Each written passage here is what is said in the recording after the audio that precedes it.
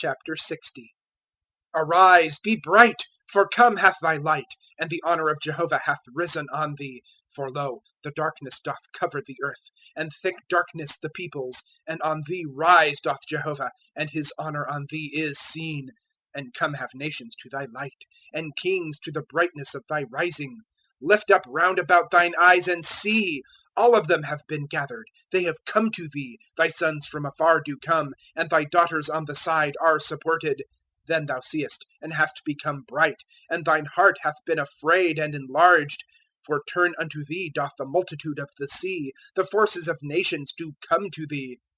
A company of camels covereth thee, dromedaries of Midian and Ephah, all of them from Sheba do come. Gold and frankincense they bear, and of the praises of Jehovah they proclaim the tidings. All the flock of Kedar are gathered to thee, the rams of Nebaioth do serve thee. They ascend for acceptance mine altar, and the house of my beauty I beautify. Who are these? As a thick cloud they fly, and as doves unto their windows.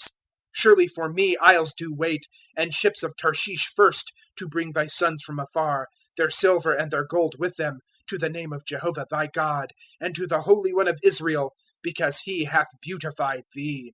And sons of a stranger have built thy walls, and their kings do serve thee. For in my wrath I have smitten thee, and in my good pleasure I have pitied thee. And opened have thy gates continually, by day and by night they are not shut, to bring unto thee the force of nations, even their kings are led. For the nation and the kingdom that do not serve thee perish, yea, the nations are utterly wasted. The honour of Lebanon unto thee doth come, fir, pine, and box together, to beautify the place of my sanctuary, and the place of my feet I make honourable. And come unto thee, bowing down, have sons of those afflicting thee, and bowed themselves to the soles of thy feet, have all despising thee, and they have cried to thee, City of Jehovah, Zion of the Holy One of Israel.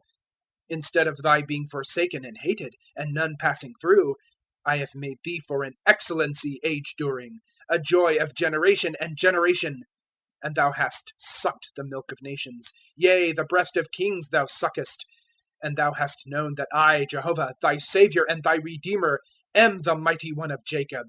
Instead of the brass I bring in gold, and instead of the iron I bring in silver, and instead of the wood brass, and instead of the stone iron.